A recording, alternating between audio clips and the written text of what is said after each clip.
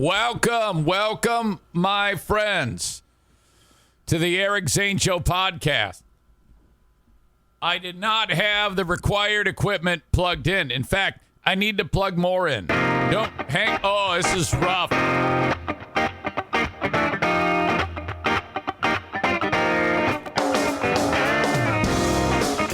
Terrible way to start the show. Welcome in, my friends, to the Baldwin Ace Hardware Fear Bunker Studio in the heart of beautiful white people country, Hudsonville, Michigan.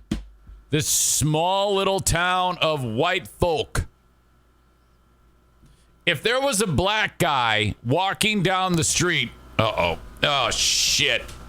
Here, hang on, hey, fucking.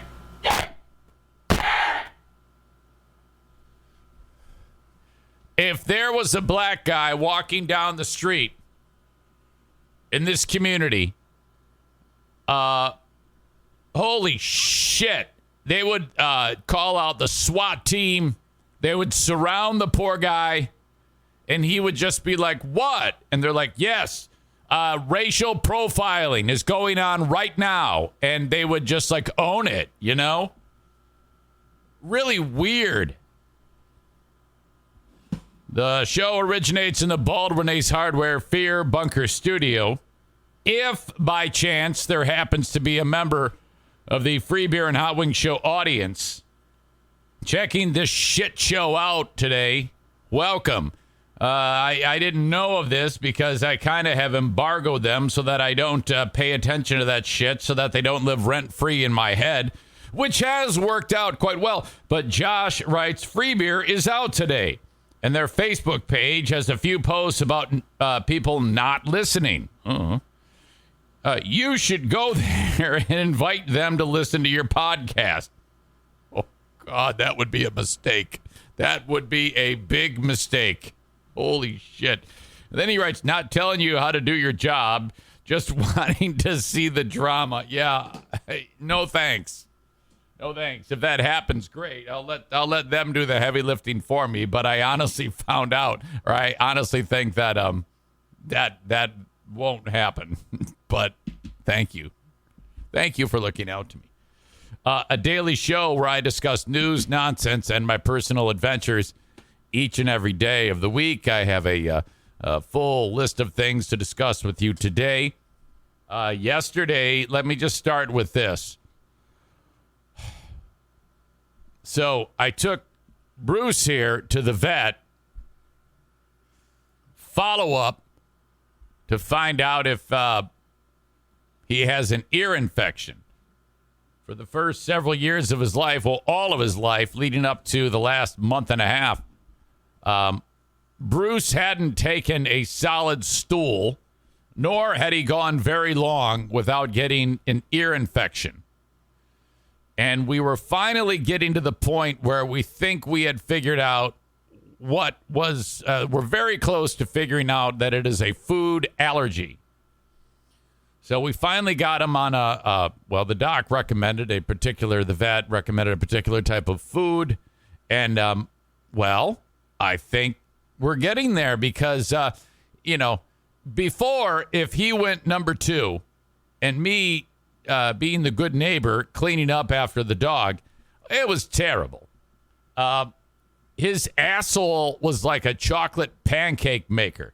And you ever try to clean up someone's grass from wet shit dog chocolate pancake turds? It's a disaster. You should walk around with a shovel to just dig up the grass, soil and all. You're like ripping the grass by the roots in order to clean up this catastrophe. When I take the dog for a walk, I should go with like a watering can just to clean up. This new food, made by Hills, I think it's like ridiculously expensive, seems to be doing the trick. The dog is taking, it's less problematic on his digestive system, so that's great. But you got to determine whether or not it's keeping him from getting this fucking ear infection. So he put him on Dr. Josh put him on, and I have to stress this. It's a free ride, but Animal Medical Center of Wyoming is the place. Okay. I have taken our dogs there for years, and the extra care that they give is just second to none. I love them so much. I take Bruce in for the follow-up appointment. Dr. Josh takes a look at Bruce's ears, and he goes, no infection. He goes, I think we've got it. And then he says, so what else did you feed Bruce? I go, well, I would feed him that salmon dog food. For a while, he thought it was chicken-based food. And but I would also, he goes, did you give him any treats? And I said, yeah, I gave him those Kirkland dog bones. He goes, well, that could also be the problem causing the infection. You might want to go back now and experiment and go back from the expensive food to the salmon-based one, the Purina. And I go, well, and he's kind of like, but then again, you risk getting your dog an ear infection if, in fact, he is allergic to that. And I'm like, I don't know if I want to do that. I mean, I'd rather just pay the fucking money for I don't know. I don't know if I'm interested in pinpointing it that much. He seems to be in a good spot, but whatever. So that really has nothing to do with this. I'm walking out of the vet, and I see a scene that I've lived before. There is a man who is standing between my truck and his car, like he's backed into the spot, and I am. Our driver's side doors are meeting side by side, and he is standing between my truck and his car, and he's weeping. He's crying hard, and I've seen people cry before in this parking lot. If someone's crying in the vet parking lot, they're not there crying because, well, they might be crying because of the vet bill. But more than likely, something terrible has happened. And he's just staring at the building with tears rolling down his face. And I'm like, fuck, man, this poor dude just put his dog to sleep. And I ascertained that he probably couldn't take being there in the room when the dog passes. So he's now waiting for this to finish, which... By the way, for me on a personal level, I've done both. When I was a kid, they put the dog to sleep and I wasn't there in the room, and I promised myself I would never do that again. I have been there. That's a bitch. That's a bad day to escort the dog off to the Rainbow Bridge. So this big burly dude is crying, and I've got Bruce. And I go, well, now I got to get into my truck. I'm going to have to. And I decide right there that I'm going to try my best to console him. Like, legit. I don't know the guy. And Bruce, though, has to take a dump. He takes a good, healthy dump. I clean it up, throw it away. And I'm thinking maybe the guy's going to get in his car. But no, he's still standing there just staring at the building. I go over to the passenger side of my truck, and I put Bruce in there. And when I was doing that, when you hit the key fob, the horn chirps a little bit for some reason. Old truck. For some reason, when you unlock it, it goes beep. And the dude hears that, so he realizes that I'm going to be getting... Now, I was planning on getting in the passenger side just to avoid this. And then maybe say something there. But I didn't want to, whatever. Maybe he's just not having it. I mean, this is a fluid situation. Anything could happen here.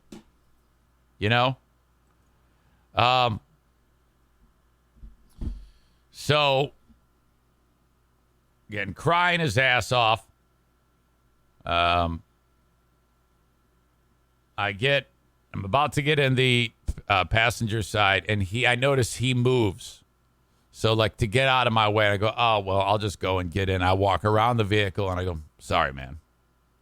He goes, no, don't worry about it. I go, no, I mean, I'm sorry. I know something terrible is happening, and I just wanted to express my condolences, and, I'm thinking about you. And he goes, what the hell are you talking about? I got allergies. I go, oh. He goes, yeah, my dog's in there making a hell of a racket, and I'm too embarrassed to go in because he's such an asshole. I go, oh, so your dog's not dead? He goes, no, he's in there. He's the one making all the noise. I go, well, I didn't notice. He goes, oh, yeah, I'm too embarrassed. His dog is apparently such a cock that he's embarrassed by his dog's behavior. He hands the dog off, and he gets so anxious by the dog acting like a dick to all the texts that he leaves and just stands out there and waits. And he's not crying. He goes, oh, yeah, allergies. I'm like, what the fuck? Oh, so your dog is not dead. No! I go, oh, sweet, man. Shit. Fuck me. I thought you had a dead animal there. Oh, shit. And so I'm telling this story just now, and I see everybody like, oh, fuck. They're getting all bummed out, but no, the dog is fine. Holy shit. The suggestion that I play the dog song, the puppy rap song from yesterday, I can't do that. That's copywritten material. I didn't know that. I just thought some guy made it for TikTok. That's actually a song where if I play it, I got muted yesterday on Facebook, so I want to avoid that.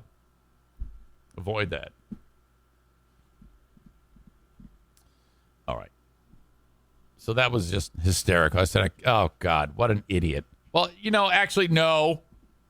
I had every intention of saying something to the guy because, this is the old man-to-man thing, helping this guy out after he's crying. Holy shit.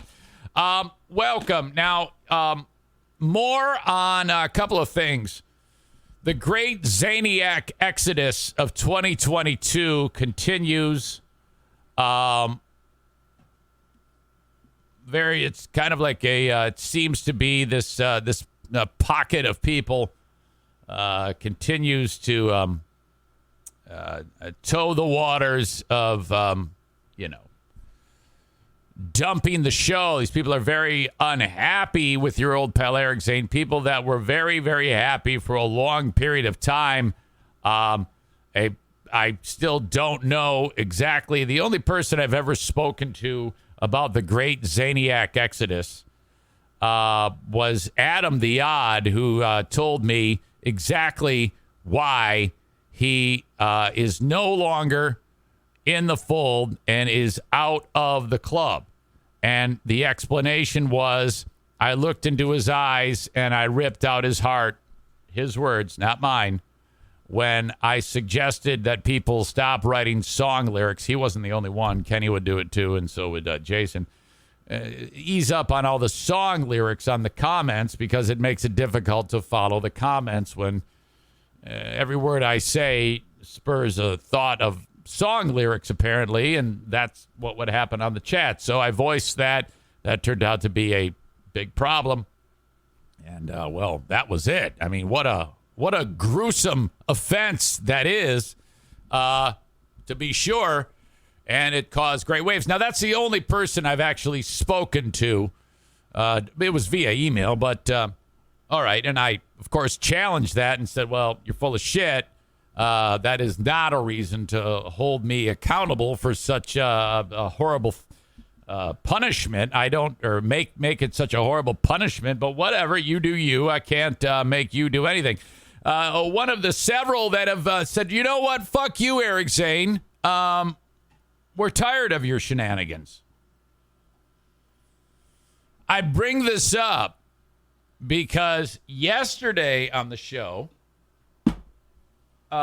playfully, I called up Jackie in New Jersey and asked her if she was still boy crazy. Now, apparently,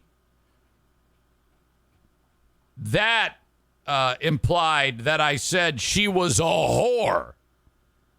And I don't, I was thrown off. I was like, wait a minute, huh? So I need to bring Jackie back in here and clarify this.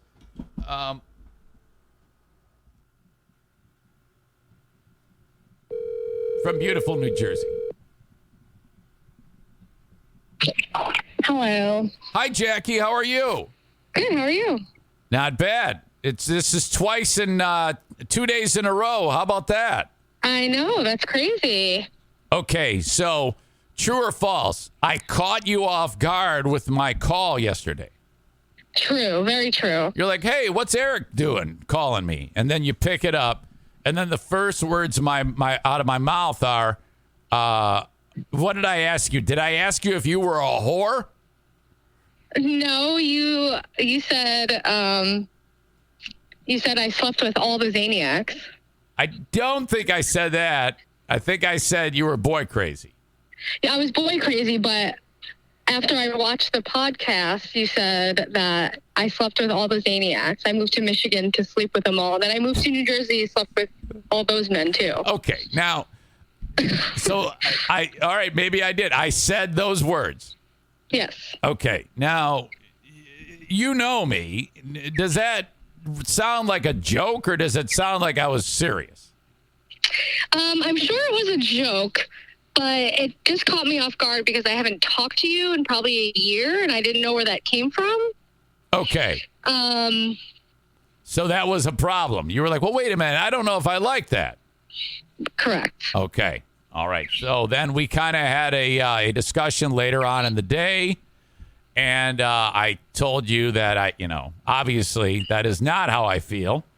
And but I wanted to take the time here to kind of unpack this so that we were on the same page. I didn't want you upset or in any way feeling any consternation about this because certainly horror qualities is not in your playbook. Yes?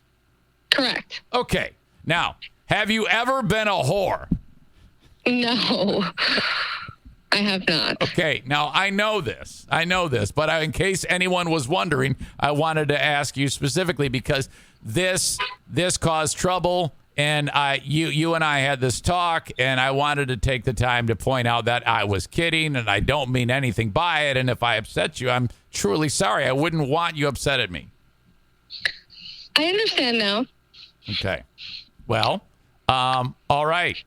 That's it. That's all I had for you. I just wanted to air that out because I didn't want people thinking that you're some kind of vicious slut going around just banging people. Yeah, because you can't forget that I do go to Zaniac events sometimes. So, right. I don't want to go to a party and all these guys are lining up, get in line. No, I get it. I mean, if you were to walk in and all of a sudden all these guys saying, hey, the whore is here. Let's go have sex with her. Yeah, exactly. You wouldn't want that. I'm an OG Zaniac, you know that. Yeah, who are the OG Zaniacs? Can you name some of them? Me, Andrea, Lindsay, Sarah, Kevin's pretty much OG. Kevin, who's Kevin? Matt B. I guess his better half. Zaniac Tim, kind of, but he kind of fell off. And there's a lot of us. Yeah, that is all excellent. Well, I appreciate you, and I thank you for being part of it. And if anything happened along the way, I'm so sorry. But, I'm featuring a segment coming up called The Airing of the Grievances. Have you heard about this? No. Well, what is going on is there has been a ton of consternation and anguish by some of the second generation OG members of the show who are furious with me. And so the idea would be that they join me and air their grievances. Oh, you sure you want to do that? Well, I mean, I don't know what else to do. I mean, because it seems like they want to have a voice. And I mean, I'm all about if they want to talk, they should be allowed to, right? I mean, if they're upset at me, do you think it would be better for them to just sit there and fester in it, or if they actually had a moment to say whatever they wanted to say? I think you should let them say what they want to say, but you can't comment on it. You just gotta let them talk, and you can't defend yourself as of yet. Wait you a minute. Let them, Whoa. They'll get upset. Well, wait a second. If there's context that needs to be put out in front of it, I mean, you would want to hear both sides of it, yes? Well, yes, you can, but what I mean by that is, you might just not know the intensity of why they're upset at you. Uh-huh. So if you get defensive before they explain, then it's just going to turn into an argument. Yeah, I wouldn't do that. I wouldn't do that. You see, I'm a lot better emotionally than all of those people. Okay. I'm stronger than all of them. Come on, That's a joke. That's a joke, for God's sake. All right. Well, I appreciate you, okay? Yes. So I want to say... Nothing but love for everybody. For the record, no whore tendencies going forward. Yes. Ever were you whorish? I appreciate that. Okay. I told you I was going to call you and make up for it, so I hope that works. Yes, it works. Okay. Have a good one. Thank you. Okay, you're welcome. Okay. Now, this isn't quite done yet.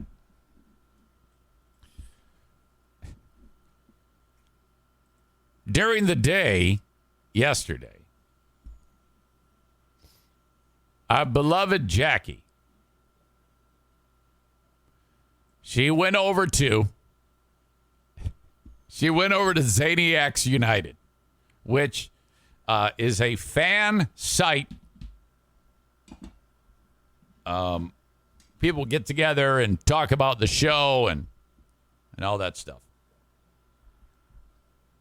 Basically, that's it. Facebook page.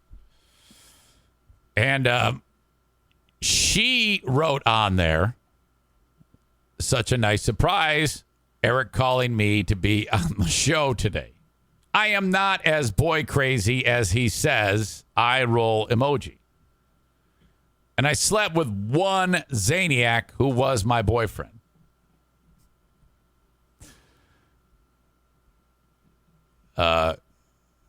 Kevin in Muskegon writes, LOL. There's a comment by Matt B., one of the OGs. He called me out of the blue one day, too, because of a Facebook post. I told people from now on to call me Matthew, not Matt. Busted my balls for that one. Jackie says, well, that's not nearly as bad. This is on the heels of me saying that Jackie came to Michigan to sleep with the Zaniacs and then went back to New Jersey to sleep with more Zaniacs, which we just explained when I was speaking with her. Was a joke. But whatever. If she feels upset, she feels upset. I'm not going to tell people how to feel. Our beloved Andrea wrote, I was totally shocked when he painted you out to be like that. Well, shocked? Me? You're shocked at me? Good thing some of us know the truth. Jackie followed up with, yeah, what did I even do to deserve that? And the answer to that is nothing. You did nothing. Andrea followed up with, you did nothing. And honestly, I don't understand why out of the blue he'd run you down like that. I don't understand a lot about him lately. Let me repeat that. I don't understand a lot about him lately. So what we have there is we have a full-on candidate with those words from Andrea for the Eric Zane Show Podcast, airing of the grievances. It brings to mind an army of people who are viciously upset and hurt with your old pal Eric Zane. And that needs to come out. Jesse writes, the way he is reading these comments sounds like when he would go on apology tours. Melissa says, so reach out to Andrea. I don't have anything I've done to Andrea. I have not called Andrea a whore. I called Jackie a whore. I don't know what she is referring to, and I don't feel the need to track that down, Melissa. If someone wants to come to me, they can come to me and say what they want. If people feel like it's just become too painful of an experience for them to sit through the Eric Zane Show podcast, I honestly don't know what to say. I just don't know what to say. I don't have anything for you. I don't know what's going on. No one's told me anything. Shelly says, too much drama, Eric. I go, well, I don't know what I'm like, I don't know what the drama is. I don't know what you're talking about. But I am following through on the Eric Zane Show podcast, airing of the grievances, so that these hurt, wayward souls can have a place, a safe place to talk. And I want them to have a safe place, a safe spot. And I have settled on my moderator for the event. All right. I have settled on my moderator for the event. I'm going to bring that person in just a moment. Maureen says, if I recall correctly, Eric called me a whore when I said my 3 children all have different baby daddies. And I knew he was joking, and I was new to the show. Did that happen? And is that true? Wait a minute. The 3 children have different baby daddies. That doesn't mean you have 3 baby daddies, right? All right. Let us bring in our Eric Zane Show podcast. Well, at least my nominee to be the moderator of the first ever Eric Zane Show podcast, airing of the grievances.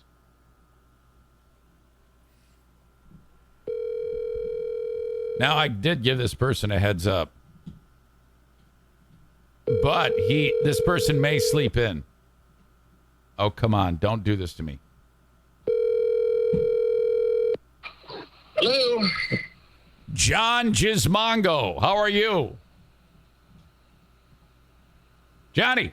I'm sorry, what was that, Eric? What the hell just happened? I don't know. Are you working or something? I don't want to interrupt. No, why?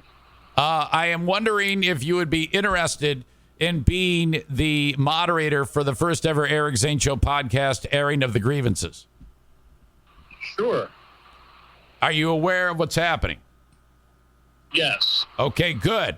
So, yeah, these people would speak, and you would, kind of like keep that conversation flowing, maybe make sure that not more than one person is talking at a time, people airing their grievances to me, getting it off of their chest. Perhaps they'll feel better, perhaps not. I don't know. I haven't completely laid out the ground rules for the event, and I haven't yet even heard if anyone is even interested in doing this, but I would need a moderator. Sure, I'll do it. John, some of the folks who have no grievance with me have been taking exception with you for some reason, and I've tried to talk them down and suggest that there's no reason that you and I have no ill will but that is going between us right now. Yeah, well, I guess it's because we have 2 shows, and that also I've become friends with a lot of the people right. that are right. The people that are expressing themselves and feel hurt, they have been gravitating towards your bigot bunker. Right. Okay. And why not? I mean, what's not to love? I know. I mean, seriously. I mean, they probably liked the show beforehand, but now some of them are even trying, those members are trying to start like some type of war between us, and that's just not happening. No. That's just silly. I mean, you are my writing partner for the roast with Who Are These Podcasts? Yeah, I can't wait to do that. I like writing roast jokes. I listened to you yesterday. Listen, if they're bad, don't use them. But here's the problem. If they're really, really good but hurtful, you still have to use them. Oh, I would absolutely use them. And in fact, I would say at the event that I had help. I will announce that. Don't tell anybody. Don't say anything. Don't tell anybody. What if you? Hey, if you say so. If you tell me not to say anything, I won't say anything. I'll say anything. This will be fun. It's just we'll write some jokes out. I know, Carl. I've listened to Carl for years and years and years, and Vinny and all those other guys. I'm already working on stuff. It'll be great. It'll be fun to watch you go do it. I have gotten no feedback yet from any of the. Sorry, I'm jumping around. Any of the hurt parties for the Eric Zane Show podcast airing of the grievances. I don't think that they want to speak to me in any way. I think they think that I'm going to take this not seriously, but I am. And I don't know what I have to do to get these people, because they're like holding all this anger and aggression in. And I didn't get into this business to have people hate. Well, I mean, I guess I don't care as long as they listen. But, I don't want anybody to have bad feelings. I would never have dreamed of that. I stand by everything I have. When it comes to the things that have happened, I feel like I have a grievance back to them. Whatever they have problems with me, I have problems that have concerned me too about them. But yet I hear nothing. It doesn't seem like anybody is even interested in doing this, John, which I think is kind of bullshit. Well, if I may, they feel hurt. They feel betrayed. Oh, I know they're hurt. They were friends, really friends. And then also that the airing of the grievances is just more content for you. And if you really wanted to do this, it should be done privately.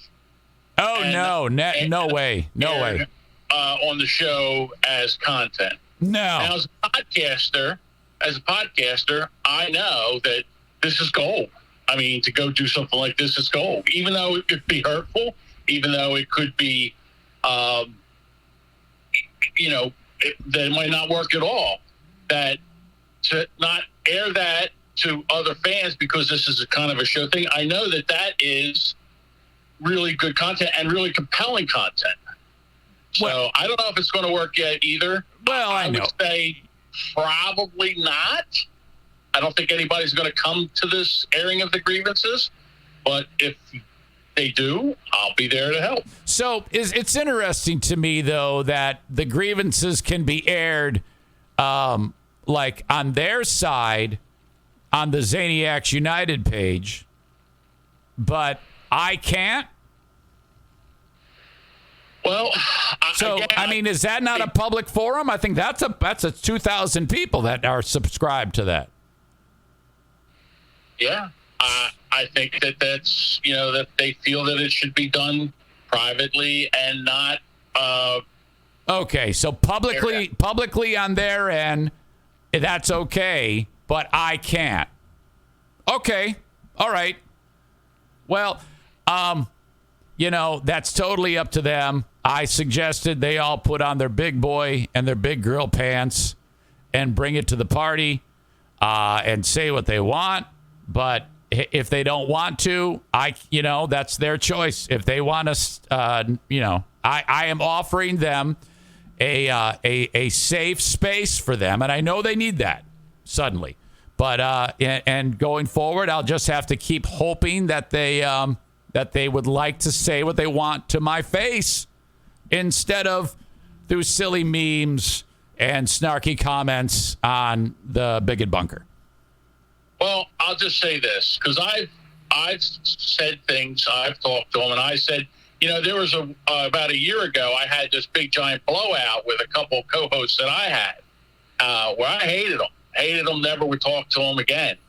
And in a month or two, I started talking to them, and I podcast with one. One is the Bigot Bunker, actually the Bigot Bunker, and the other one, Rubberneckers.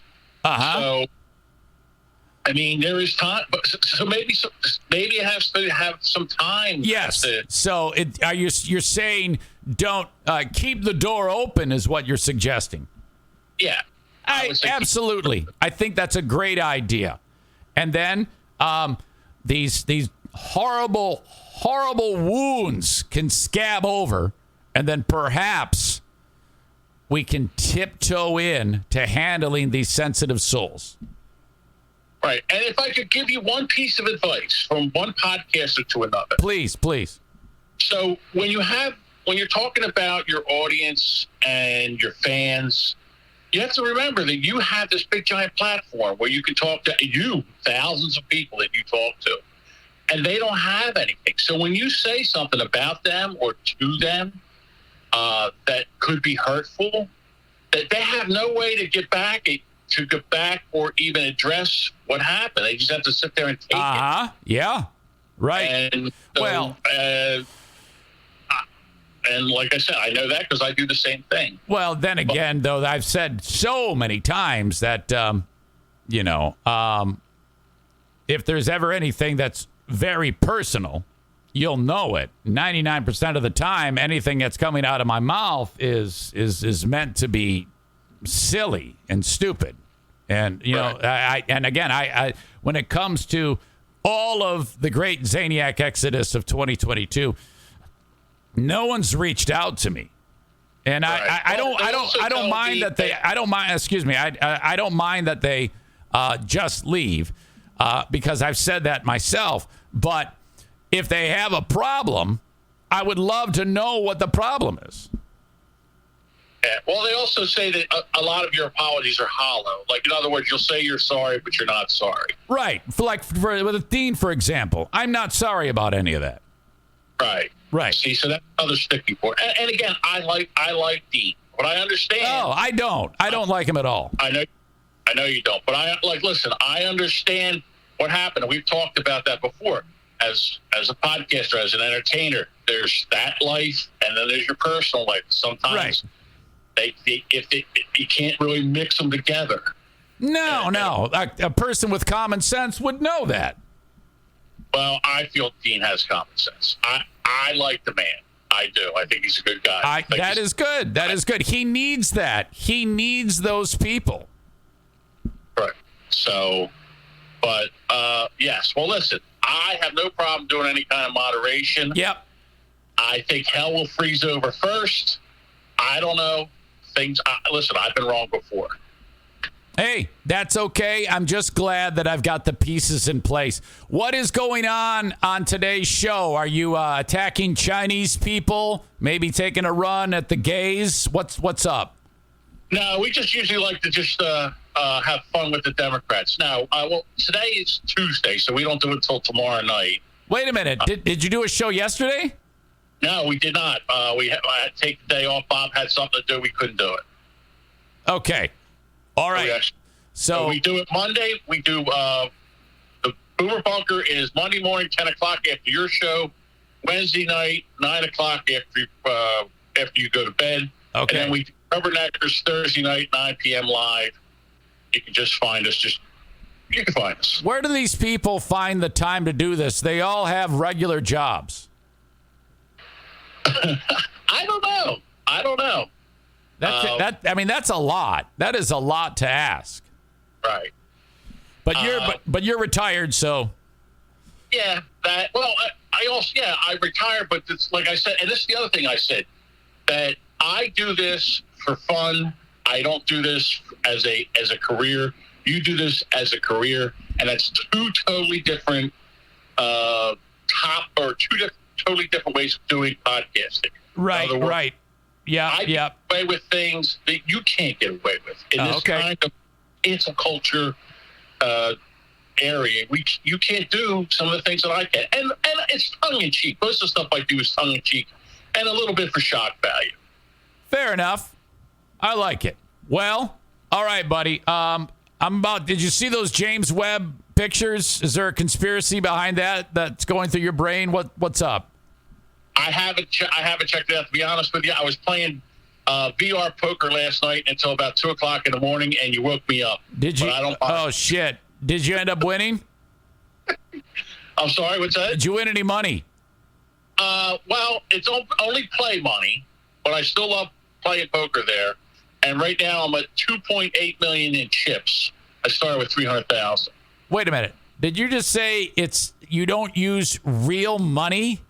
No. No, not real money. That sounds horrible.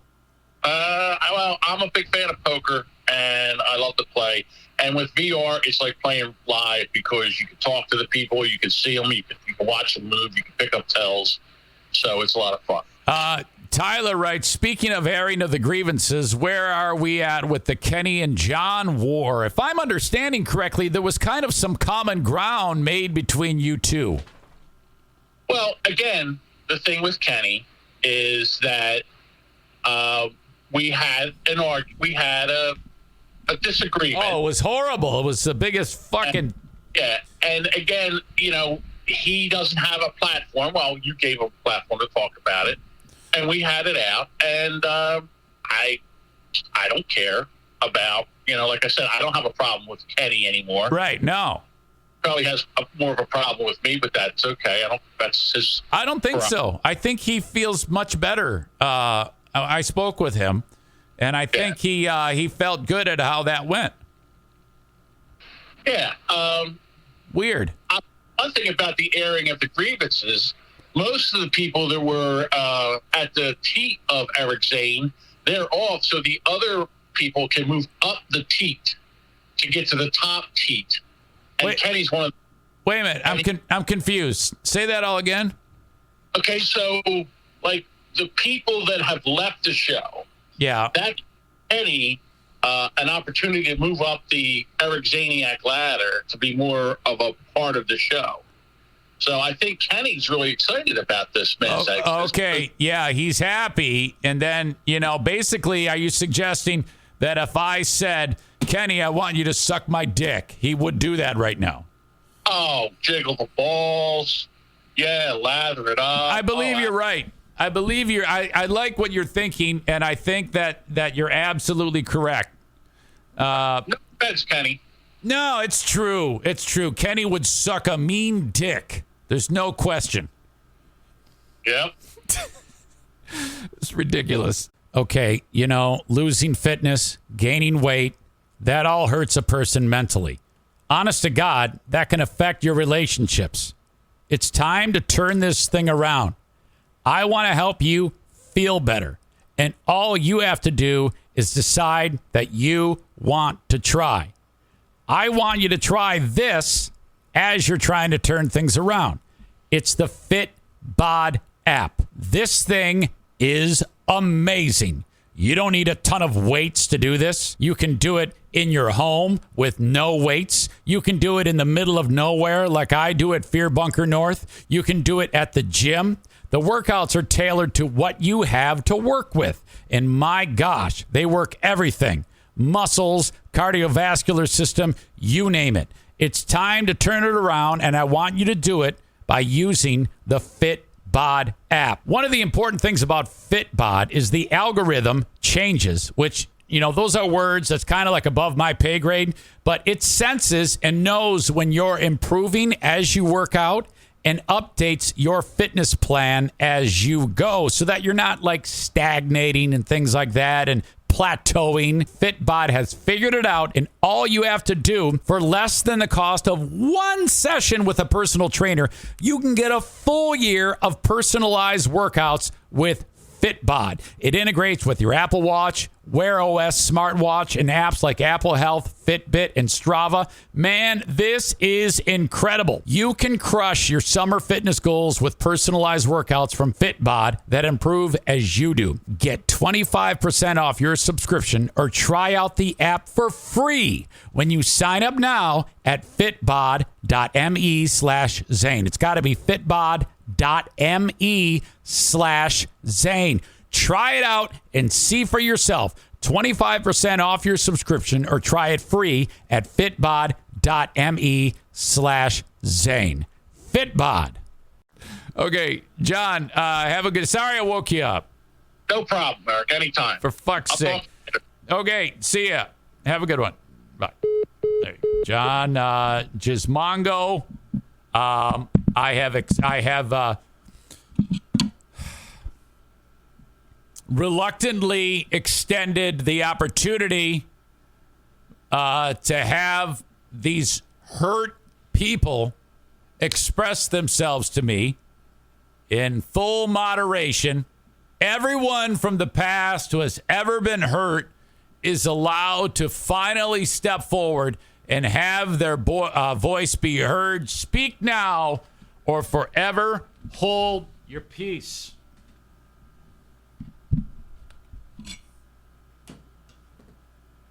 Good stuff right there. All right. Now that we have that settled, thank you to the audience on Facebook and on Twitter and YouTube. I appreciate you checking out this show. The rest of it is available on Twitch. And, of course, you can download the audio podcast. Wherever you download podcasts, just search Eric Zane Show. You shall find it, or it is at ericzaneshow.com. So go to twitch.tv/Eric Zane Live and hit the follow button. You'll have to come up with a username for you, whatever the hell it's going to be. And then if you want zero commercial interruptions during the show, all you have to do is click subscribe and sign up with your Amazon Prime. Everybody gets a free one of those, one a month. You have to re-up every month. If you don't have Amazon Prime, it's $5 a pop. Otherwise, it's free, no big deal. Just wait for the ad to play at the beginning, and then actually that's unavoidable. But if you if you want to do it the free way, and that's totally fine, you just appreciate the time, there'll be an ad that pops in or two. So thank you to those folks that are watching the show, and I'm going to send you on your way. Twitch and Facebook brought to you by my friends at Irvine's Auto Repair, Grand Rapids Hybrid and EV. Great folks over there. Thank you. Twitter brought to you by Blue Frost IT, YouTube, Frank Fuss, My Policy Shop Insurance. Thank you so much. You guys are awesome. And I appreciate everybody being here, enjoying the show. All right. Concerning the fight between Kenny and John, Kenny says, I was going to suggest you go towards the end of the last Twitch stream prior to Eric's vacation week, but that was prior to John's dumbass comments.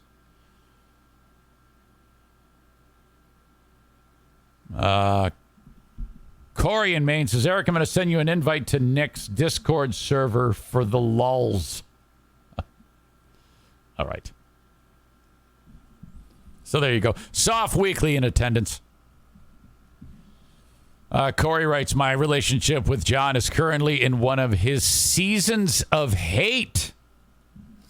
All right. So Melissa, Shelley, Kate in New Jersey. These are three sweet souls who are on the fence. These are people who are about to like say, all right. We've had it with you. They're this close. I am. If you step one toe over that line, Eric Zane, we're gonna smack the shit out of you. They're right there. They have had it. Now, I don't know what about, but hey, all I can do is just sit here and do my show. I'm glad you are here. I hope you stick around, for God's sake. All right. The James Webb Space Telescope. I have been waiting for this forever. And I'm just so happy it's here. This thing costs like billions of dollars to make the James Webb Space Telescope. And yesterday they unveiled the first image that the James Webb Space Telescope has taken. So before I get into this, the Hubble Space Telescope, it's famous for a photograph called the Deep Field. And in the Deep Field image, it's all sorts of pictures that are layered together to make one. It has all sorts of incredible views of different galaxies. In fact, let me show you that.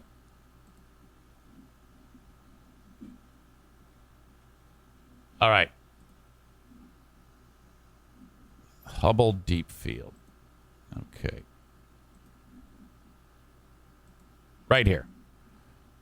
This image from the Hubble is every single dot you see is a galaxy. Those aren't stars. Those are galaxies. Some you can see look spiral in shape, similar to our Milky Way. You can see this is a spiral galaxy here. This is a spiral galaxy here. Milky Way is a spiral galaxy. Obviously, you can't see the Milky Way because we're in it. When you're in a dark sky zone and you see that band of clouds and stars, that's an arm of the Milky Way galaxy. That's the only, because since we're in it, you can't see the whole thing, obviously. Ours has never been photographed. The Hubble took this picture, and this area of sky is like as big as a postage stamp. If you were holding a postage stamp at arm's length and held it up to the sky, that's the amount of sky space that was photographed in the Hubble Deep Field. And so you have all of these many, many galaxies, each with billions of stars in them. So spectacular.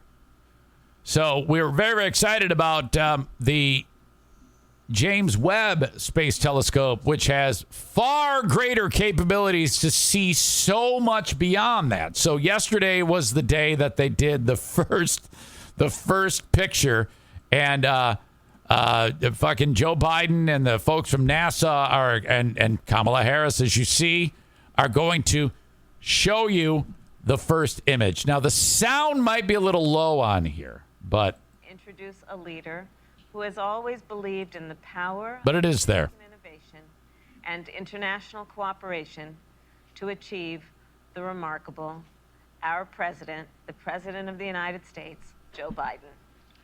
Well, it's great to be with you all. And I was going to say good afternoon, but we're starting this meeting late because I was engaged in preparing for a trip to the Middle East. We don't need to know that. But today is a historic day. And thank you, Vice President Harris, Chair of the National Space Council. And thank you, my dear friend and our outstanding NASA administrator, and the only guy here that's been in space, Bill Nelson. Bill, you're a good friend. Thank you very much for what you're doing. And by the way, there was a recent poll that just came out that said of Democrats polled, 64% of Democrats polled said they want another candidate in the 2024 election. That they don't even want this guy. And then, but it also said that if there were a hypothetical election between Trump and Biden, Biden would still win. Not by a wide margin, like 44% to 40%, but still. Dr. Nelson, you're doing a great job leading this Office of Science and Technology and Policy. It really is a matter. It really is amazing. It really is. I love it when he kind of smishes his words. 6.5 months ago, a rocket launched from Earth, carrying the world's newest, most powerful deep space telescope on a journey. See, now he's reading. You can see him right here, but what's he reading? I can't see it. How do they? And what's with the school setting? I think this has to do with the pandemic, which, by the way, is coming back. What is that? It's a new variant that's just kicking everybody's ass. BA.5, I think, is what's known as. 1 million miles into the cosmos. First of all, that blows my mind. 1 million miles into the cosmos.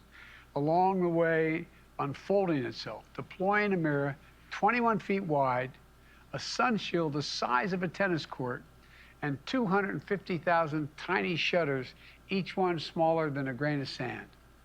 Put together, it's a new window into the history of our But each shutter is smaller than a grain of sand? universe. And today we're going to get a glimpse of the first light to Whenever he's explaining it, I keep getting the impression that he's making all this shit up. You know?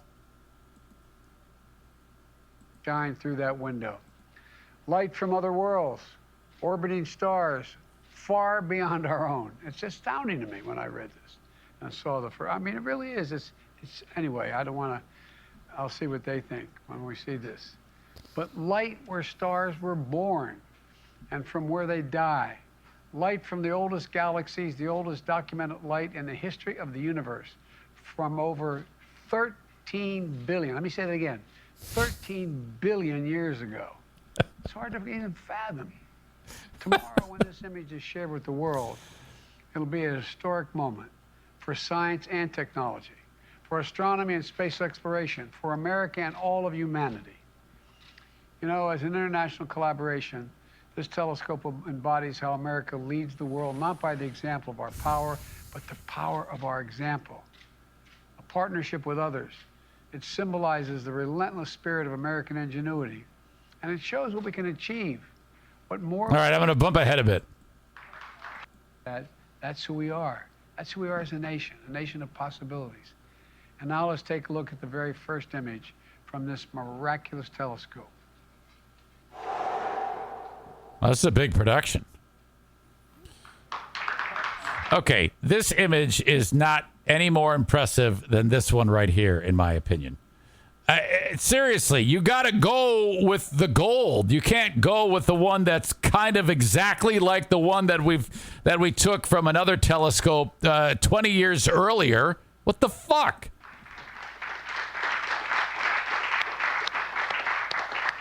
If I'm the president, I say, yeah, hey, hold on, time out. I've seen this fucking show before. Are you telling me this is the best thing you can give me now at this point? This is our leadoff hitter. This is our Shohei Ohtani. Mass Administrator Nelson, I'm going to turn this over to you. So will you please tell us about what we're seeing? Okay, so the only guy on the planet who's older than Joe Biden is going to speak. Mr. President, if you held a grain of sand on the tip of your finger at arm's length, that is the part of the universe that you're seeing, just one little speck of the universe. Biden has no idea what he's talking about. He's going to try it. And what you're seeing there are galaxies.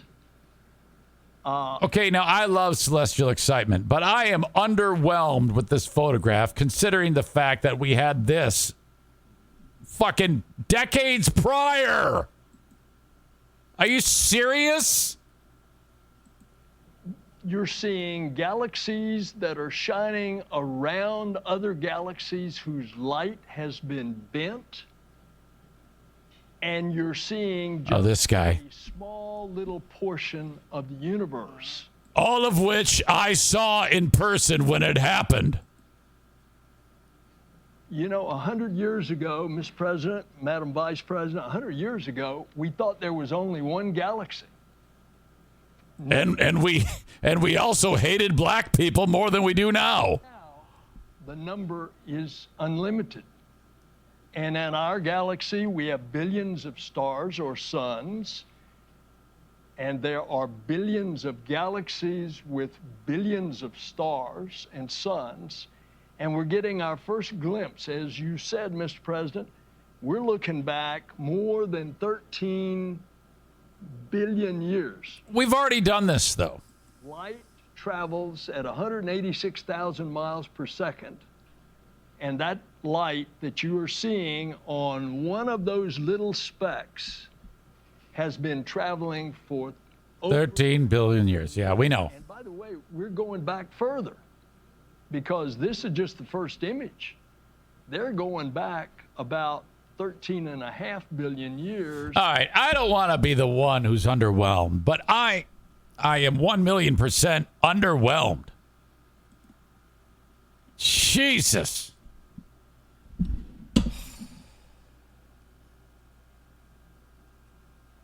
All of that, and we get a picture that we've already had before. Bring in my buddy Aram in Nashville, who I know has been following this. Hey, did that picture suck or what? Yeah, it wasn't very impressive. Why the? I did some reading last night. I sent you that email. Did you read it? I did read it. Okay. Yeah, the whole argument is, yeah, we're going to be able to see the beginning of the universe, and that's not exactly true. Right. It's a little nuanced, but and involved, but this is all bullshit in my opinion, because I mean, fuck, we've seen this show before, and they're acting like this is brand new. Yeah, and I don't know what. I have like 2 or 3 coffee table books in the other room of images of the Hubble Space Telescope, and they're ridiculously stunning.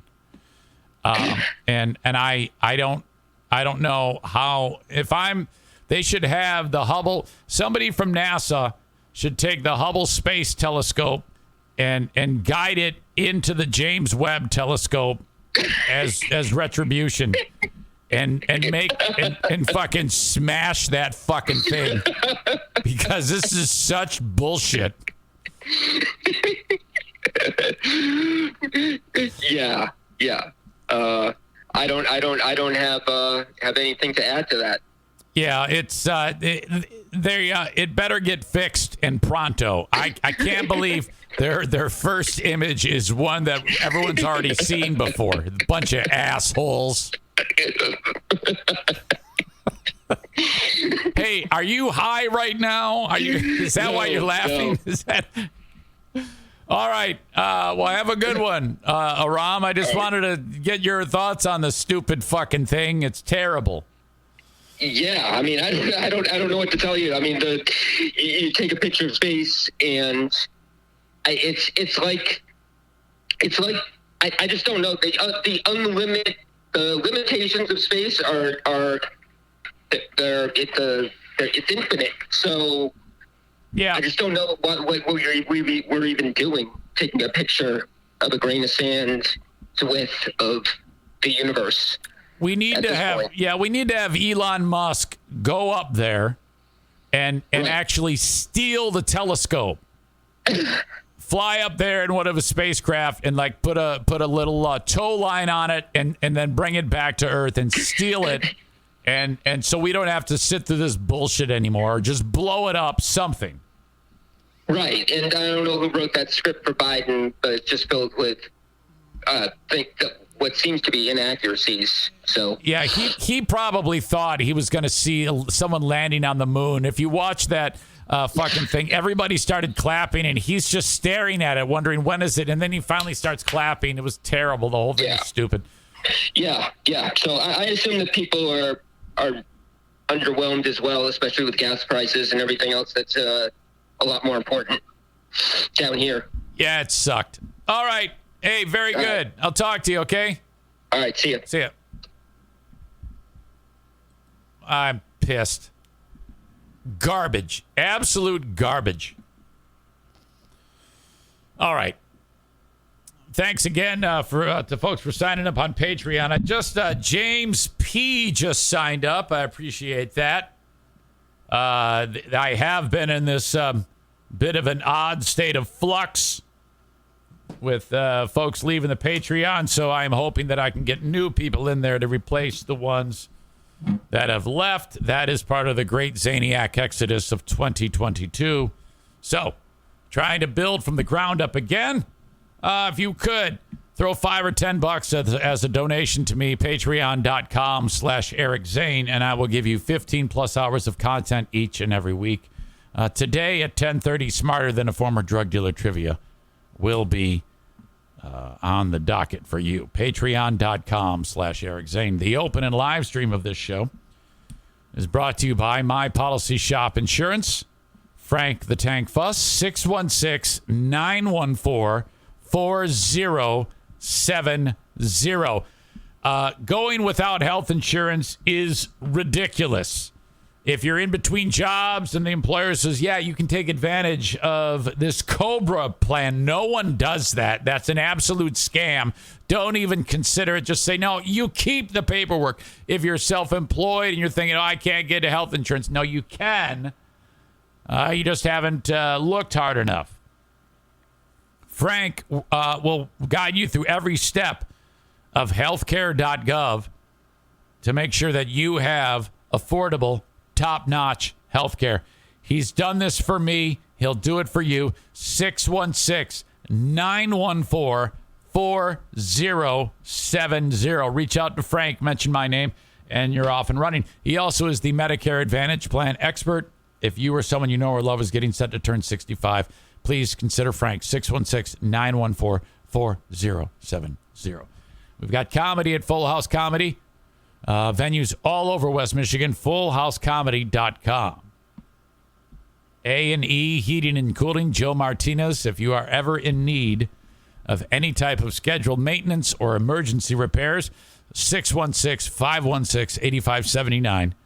A&E Heating and Cooling. If you ever forget, just reach out to me, and I'll tell you exactly where you need to go. I'll introduce you to these people. 616-516-8579 for Joe Martinez, installing the Comfort Maker brand of furnaces and air conditioners. And finally, for this segment of ads, the Mario Flores Lakeshore team of Van Dyke Mortgage wants you to know that, honestly, paying rent to some slumlord is an absolute terrible thing. He's sorry that you have to go through that, but it's time to get you into your own residence. Okay?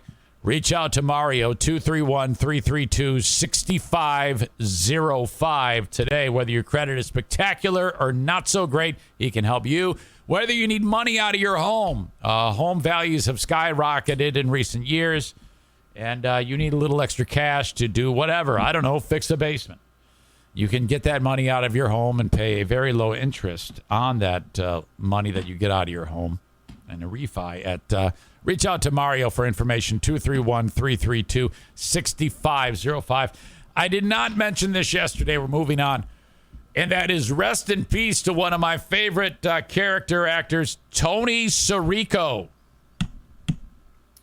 My God. Paulie Walnuts from The Sopranos. In my opinion, he stole the show. He's Paulie Walnuts on The Sopranos guy. He had the gray wings on the side of his head, would always wear the jumpsuits. And just a wonderful character. Dead at 79. He had been in an old folks' home. Died in an assisted living facility in Fort Lauderdale, Florida. Just the other day, 3 weeks before his 80th birthday. No cause was given. But he had been diagnosed with dementia. Oh boy. Years before his death. This guy, I didn't realize this, but he actually was growing up as a felon.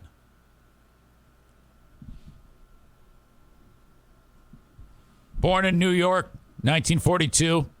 Grew up in Brooklyn in the East Flatbush and Bensonhurst neighborhoods. You ever see that film? Lords of Flatbush? Sly Stallone, 1974.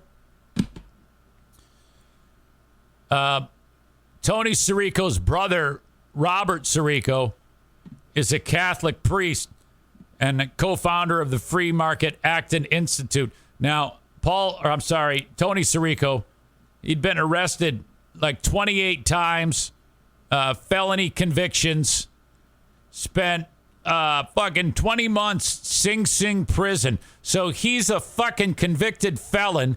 His brother is a priest. Sirico was convicted of several crimes, arrested 28 times, disorderly conduct, assault, robbery before taking up acting. On February 27, 1970, arrested at a restaurant, found with a .32 caliber revolver on his person. 1971, indicted for extortion, felony weapons possession. Sounds like all mob shit. I think he actually was in the mob. Sentenced to 4 years in prison, 20 months. Got that in Sing Sing. According to a court transcript, at the time of his sentencing, Sirico was the owner of a discotheque in Manhattan and also had pending charges for criminal possession of a dangerous drug. He stated that he was visited by an acting troupe composed of ex-convicts during his imprisonment, which inspired him to give acting a try. I have a story about an interaction with a friend of mine and the guy who played Paulie Walnuts, Tony Sirico, who just died the other day. Hold on a second here. Daniel writes, I looked for the chili recipe on the show notes. I didn't see it. I would love to have it. Fuck me. Period. I forgot to post it. Period. I will do it today. Period. I will also send it to you. Sorry, Daniel. My pal Andy Phelps. This is Andy the Cripple. Talked about him many times. Got into a horrible accident when he was a teenager. And him and his friends tried getting big air at some road in Everett, Michigan. Vehicle was badly damaged, rolled, someone died. Andy was paralyzed at like age 17 or 18. A month and a half prior, I encountered him and shot a video of him as a random person for a video I was making for a radio station in Detroit in 1998, summer of 1998. It's the last video of him being able to walk. We went on with our lives. He getting paralyzed, me raising a family. I moved back to Grand Rapids, Michigan in 2004. A guy starts calling the show named Andy. After about 6 months of chatting with him, we find out that he's in a wheelchair. I told the story on the air that I'm telling now. Andy, the guy in the wheelchair, hears it, and he realizes that, holy shit, I know who Eric Zane is. It was that interaction in 1998 in the summer in Everett, Michigan. I shot the video of Andy. It's like, oh, my God, that's you?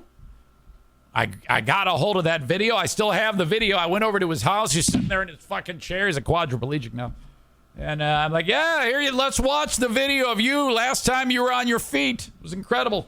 It was quite a moment, and we've been close ever since. I haven't talked with Andy in a year. I bring him up because he has an interesting story about the dearly departed Tony Sirico, Paulie Walnuts from The Sopranos.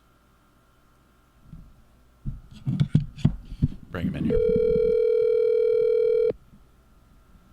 Sometimes it's hard for him to get to the phone. I bet you he was expecting me to call, though, because I love this story. Come on, Andy. I got to start giving people a heads up that I'm calling. I didn't give Jackie in New Jersey a heads up yesterday. It ended up biting me in the ass.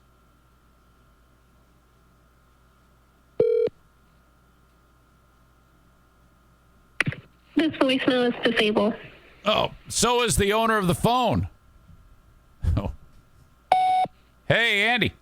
Oh, I guess this of all the words to use, this voicemail is disabled.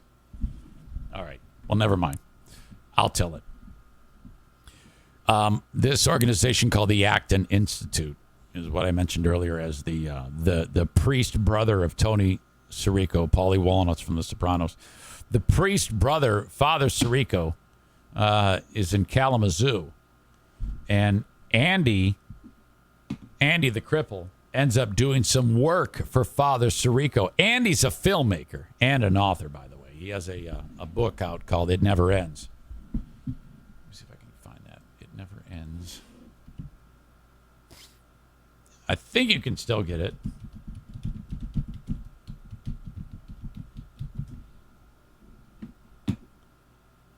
Aha. I believe you can. That's the book. It Never Ends by Andy Phelps. All was well in 1998. 16-year-old Michigan native Andy Phelps was loving life. He captained his hockey team, rode a Harley Davidson, juggled knives, and had an extraordinary gift for woodworking. But everything changed in an instant when Andy almost lost his life in a car wreck that left him paralyzed. 15 years later, Andy has recorded his unique adventure he has encountered while living with paralysis.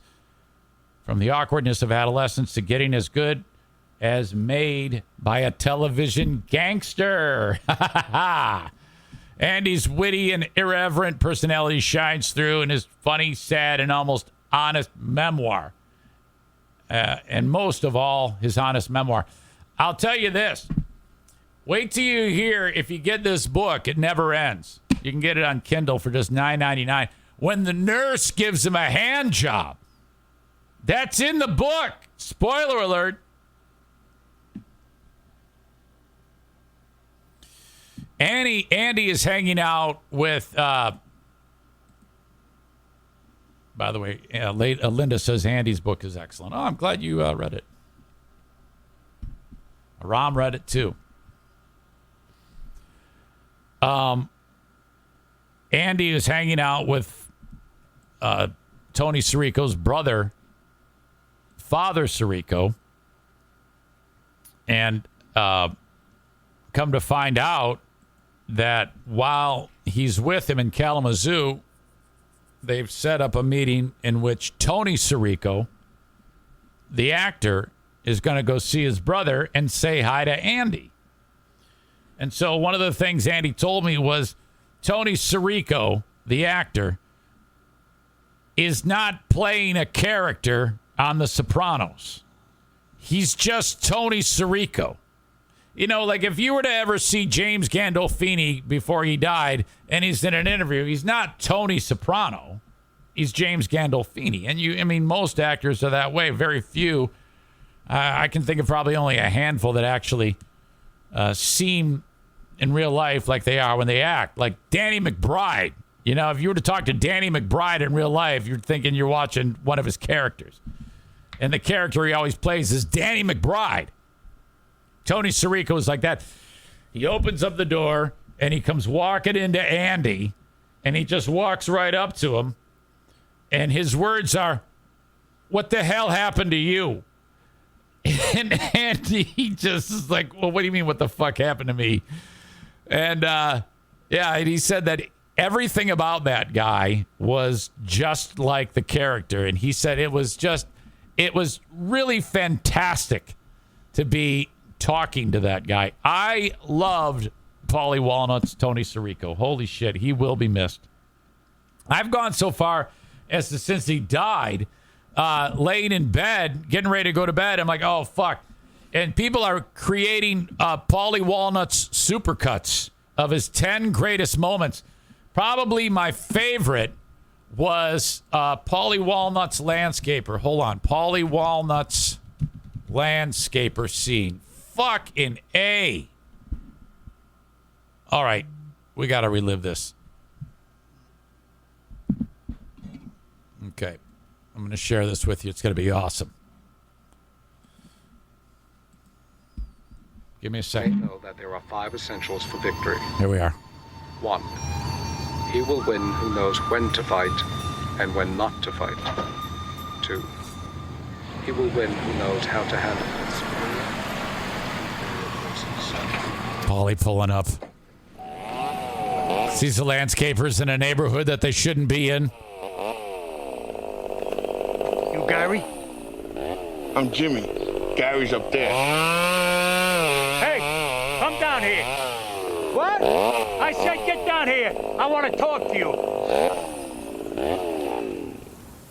What do you want?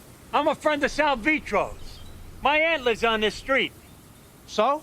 So I'm guessing Sal Vitro used to do the shot. A lot of things used to be. Maybe so.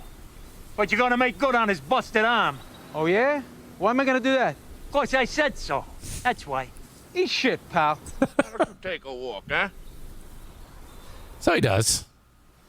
Walks away. Guy fires up his chainsaw. Paulie grabs a shovel and whoa!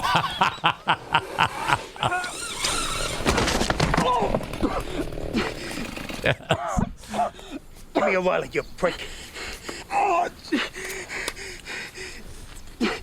You see, I want to believe that this actually has happened. And you know it has. You know it has in Jersey. He steals his fucking money. And the mower's a down payment. By next Tuesday, I want Sal Vitro's whole lot of Petersville paid. Let's call it $1,200. Top of that, from now on, I get 10% of whatever you make in this neighborhood. Motherfucker! Shut up, I give you a crack. Shut up, I'll give you a crack. Takes the fucker's lawnmower. This is just a regular neighborhood.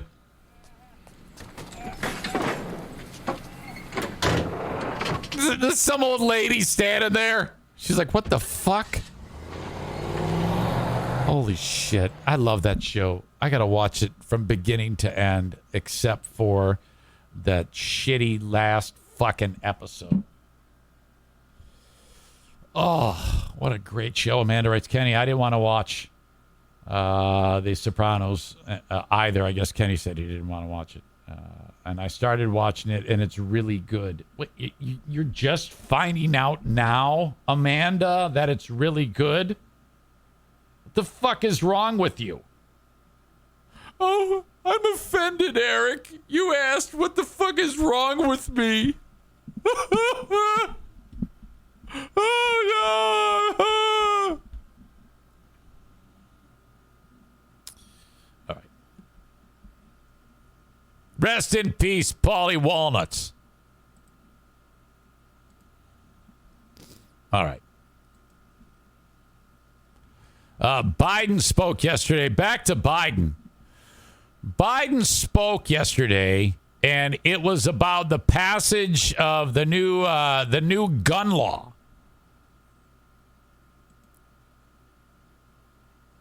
Amanda says, I'm saying I wasn't on the bandwagon for a long time, and then once I started watching, I couldn't stop. Oh, absolutely. You got to watch that show, Kenny. Holy shit. The ending was terrible. Anybody who tries to tell you the ending was good, okay, is an asshole. Those are bad people. You don't want to hang out with those people. Those are absolute scum of the earth. It's a terrible, terrible ending.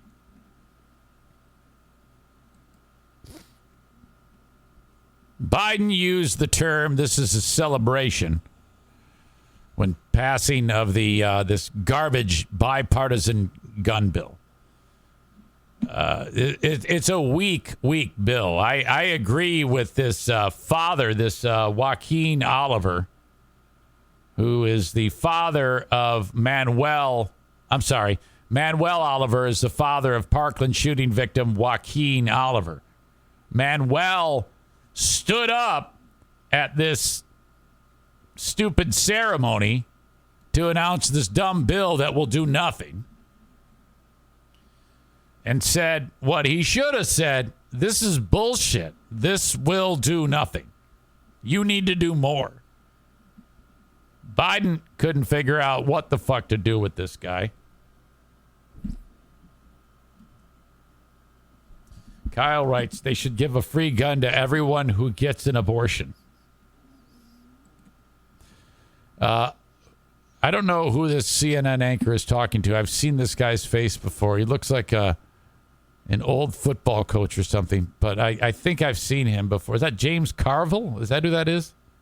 I want to play something from Biden's event today about the gun legislation passing Congress. Of course, James, as you and I know, nothing's passed in decades on this. Okay, so to get something is really significant and important. It wasn't anywhere near what the president wanted, but it was something. Yeah. But it wasn't anywhere near what he wanted or others wanted. And he was interrupted in the middle of his speech by the father of a Parkland school shooting victim. Here's what happened. It's proof that despite the naysayers, we can make meaningful progress on dealing with gun violence. You have to do more because make no mistake. Sit down and hear what I have to say. Okay, yeah, they changed the mic settings. Biden said, sit down and listen to what I have to say. So this guy says, this guy his kid is killed. He says, you'll have to do more than that, senor. And Biden says, sit down and listen to what I have to say. Make meaningful progress on dealing with gun violence. You have to do more because make no mistake. Sit down and hear what I have to say. You have to do more than that. You have to open an office in the White House. Name a director. Prioritize this problem. Okay, so now this Manuel Oliver is starting to get some momentum. People are cheering him on, and Biden's like, fucking shoot this guy. I have had it. Now, Biden's furious there. He doesn't know it. He doesn't know that this guy is the father of a dead kid. So, I mean, this guy's actually lucky, because if Trump were here, Trump would have pulled out a pistol from the podium and shot this guy dead right here. So, James, that was the bill that he could get, right? It was that or nothing. And then Biden goes, I don't want to play these to him. And then Biden goes on to say, no, let him talk. And then they don't let him talk. And then they like escort him out. They're like, all right, get the fuck out of here. Which, you know, I mean, I understand the guy doing what he has to do, saying what he has to say. I don't know if that's the time to get anything done. He probably felt like he couldn't have his voice be heard. I mean, the last thing you want to do is not offer people a chance to have their voice be heard. But this guy does that, and then Biden is like, no, sit down, listen to what I have to say. But if I'm Biden, he should have just stood up and said, look, for every sentence you say, every word that you say, I am going to make this bill even less effective. And in fact, if you keep talking, I'm going to make it so that machine guns are legal. This is how you have to handle these hecklers. You can't give them the time of day. When the heckler attacks you in your speech, here you are. You just announced that you're celebrating this gun law. You actually use the word celebrations. It's a celebration. The dad is like, well, this is not a celebration.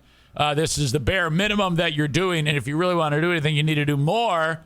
Biden should have woke up the day after the last shooting and said, I am now banning all guns, executive order. But he won't do that, though he should. I mean, if you really want, I mean, I'm not saying he should, but from his standpoint, if he really wants to do something effective, he needs to just have the National Guard kick in doors and take guns. You know how the gun people are, and I own a gun, obviously, several, but I'm not a gun nut like some assholes. The gun assholes are like, come and take it. And, well, they should. They should go and take it. Of course they should. They need to. If the FBI comes to my house and says, give us your guns, Eric Zane, I'm going to say gladly. In fact, I'm not going to give them to you. I want to sell them to you. Will you give me money for my guns? And if they say no, I'm going to say, well, all right, I guess I lose. And I'm going to give them my guns. That is, I'm a law-abiding citizen. I would gladly give my guns away if the president said, with a stroke of a pen, we are taking away the guns. Absolutely. I'm a law-abiding citizen. That's what you're supposed to do. And then they take all those guns and they put them through a metal grinder, and then some guy falls into the apparatus. They don't hear from him ever again. But if Biden really wanted to do something impactful, he would sign an executive order making any gun, including BB guns and slingshots, illegal. And anyone who has them will be arrested and put into a camp. But that's what this father, Manuel Oliver, wants Biden to do. But Biden is not going to do that. Instead, he has to put up with this man, this grieved man, whose son was killed by a maniac.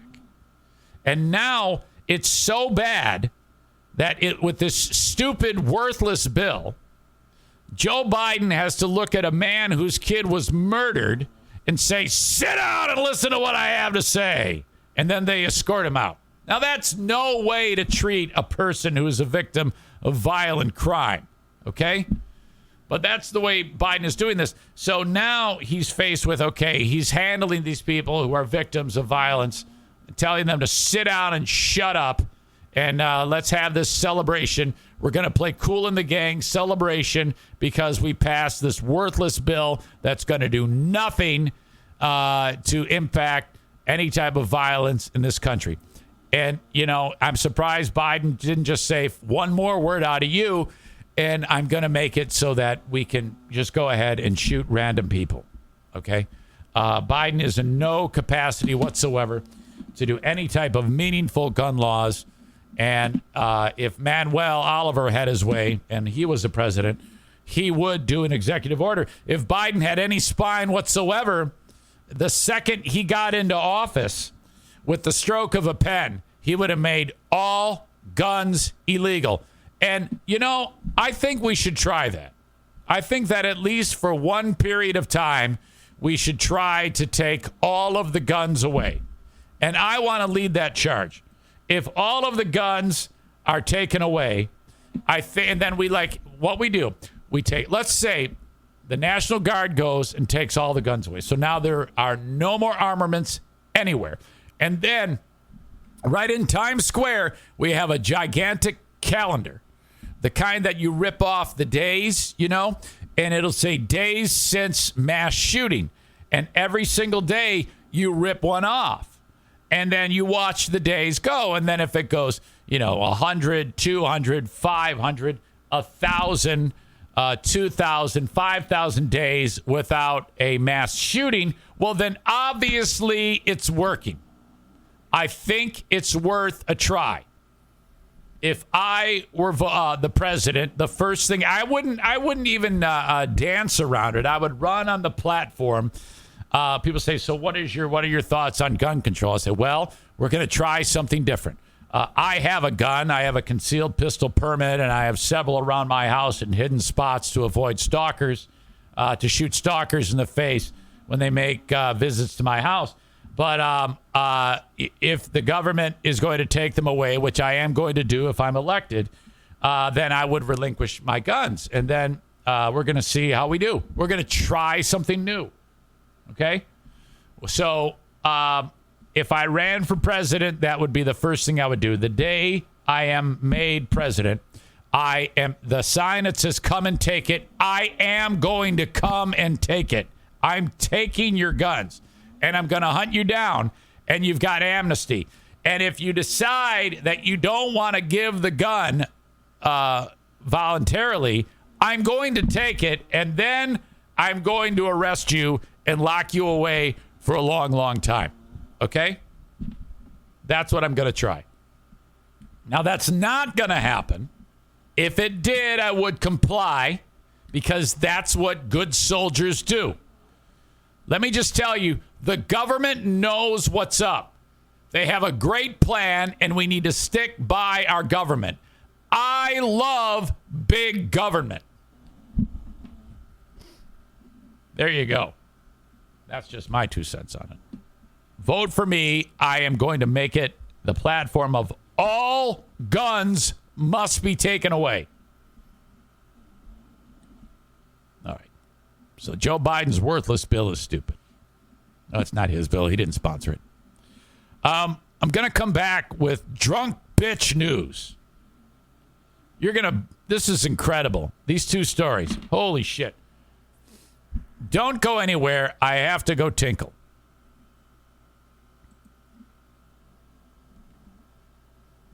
Hold on a second. Lost my music. All right. I'll be back in just a minute. I have to take a pee.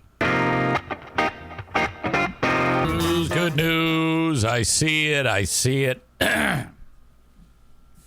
Adam S. writes, so my wife does not have cancer. Oh, fuck. Oh, my God, is that spectacular. What a relief that must be. Holy shit.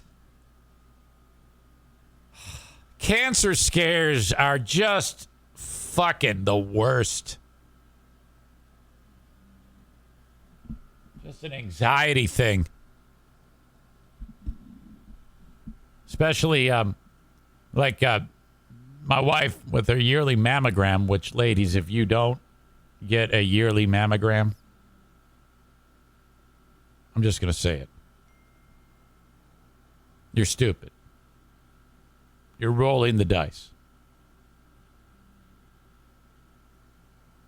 And I don't care about your fears. Go get your mammogram. If you get the mammogram, it shows these little teeny tiny fibroids inside of your titties. And then they go in and they get a biopsy on it. A lot of times when they get the biopsy, it might just, that might be all that they need to do to get rid of it. To determine if there's any concern. Diana had that happen. And they go, oh, yeah, it's nothing. They did the biopsy. It was just a simple lumpectomy. No big deal. Just a little teeny tiny hole. And the reason why that's important every year, because if those fibroids aren't checked on, they could grow and become, cancer mass. which by the time you figure it out, it's too late because you're a stubborn asshole. You're going to have a very slow, disgusting, painful death because you're too stubborn, twat. Go get your mammogram yearly. Kenny fires off, ladies, listen to Eric. And then he writes, you too, John. Wait.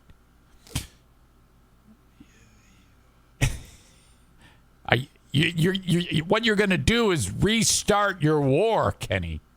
You better hope he takes that and rolls with that. I don't know if you're yet in a safe spot where you can start firing off John Jamingo blasts. And what about you, Kenny? You've got the biggest tits of anybody in the room. All right. Anyway, Adam, this is about you. I'm just glad that you're off of that anxiety bandwagon because that's a big, big problem. Thank God. All right. That is great news. So in beautiful Albany, New York, some chick was on the news. Anchor Heather Kovar. She appeared disheveled, misspoke, slurring her words for the entire newscast. Here she tries to set up the weather and toss it to the meteorologist whose name she gets wrong. She then corrects herself and tries to continue on, but she's got a drunk voice going on. Listen to this. This is just spectacular. What a... More than 50 million people across the country southeast are under warnings for excessive heat. And boy, don't you know that? 105 degrees. Uh-oh.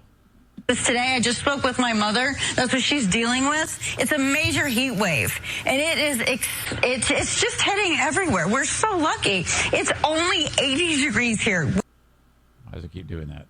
Lucky you're in the capital region. I mean, let me tell you about that. These areas are reaching such areas. I mean, it's Houston, Austin, San Antonio. These areas are reaching such areas. I mean, they're not expected. It has happened. Like, you don't need us telling you that it's bad. It's like people are being told to like stay inside, drink a lot of water, and we are just lucky. This weekend right here is so amazing.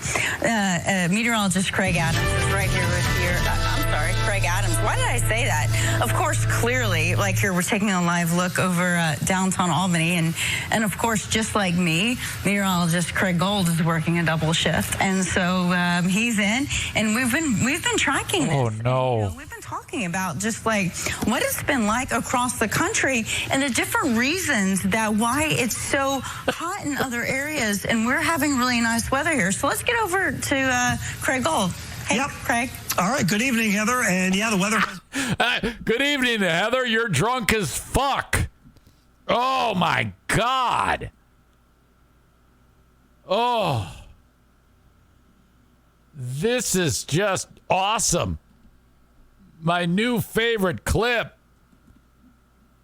Holy shit, is she sloshed?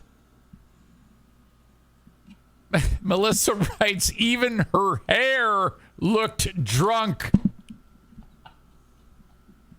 Oh no. Reporter sounds like Bethany's sister. Oh my God. Well, I think she's in trouble. She was suspended.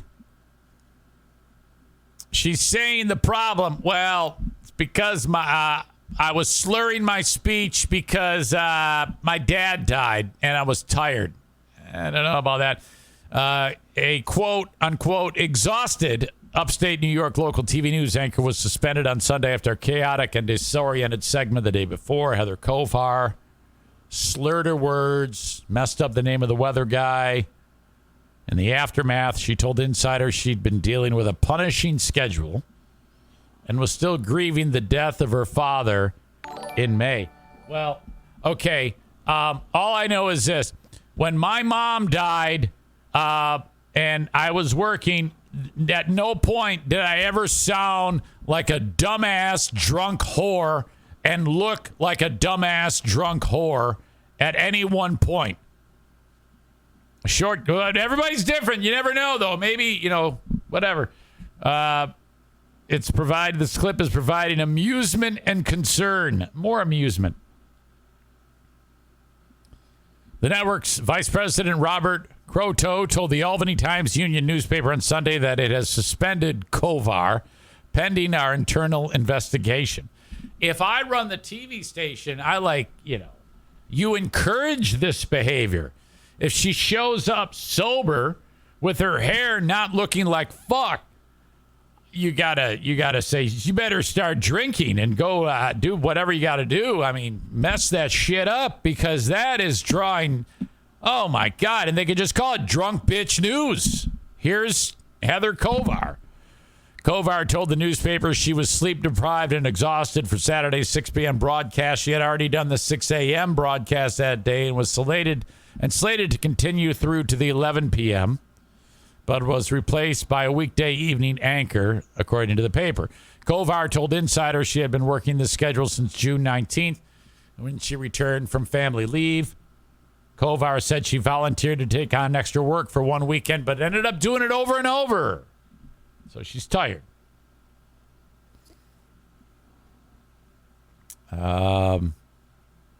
She told the publication she initially volunteered for the punishing schedule after the weekend nightside anchor left, but thought it would be temporary. I had actually suggested I return. I could fill both. I didn't realize it would continue. So she's blaming them, saying, oh, yeah, this is all their fault. But I don't know about that. I mean, come on. All you got to do is talk to that, what do you call it? Weather guy, and say, hey, man, how shit-faced was she? Is there a pile of puke in the studio? I mean, my God, look at her. I think the line of the day goes to Melissa with even her hair looks drunk. My God. There's a lot of, I thought my comments were bad.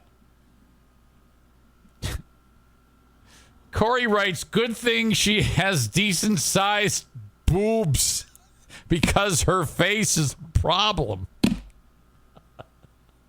Fuck.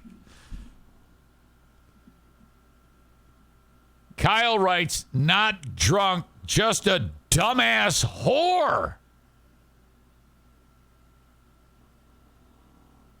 Boy, you guys, I thought I was bad. You're taking me off the hot seat here.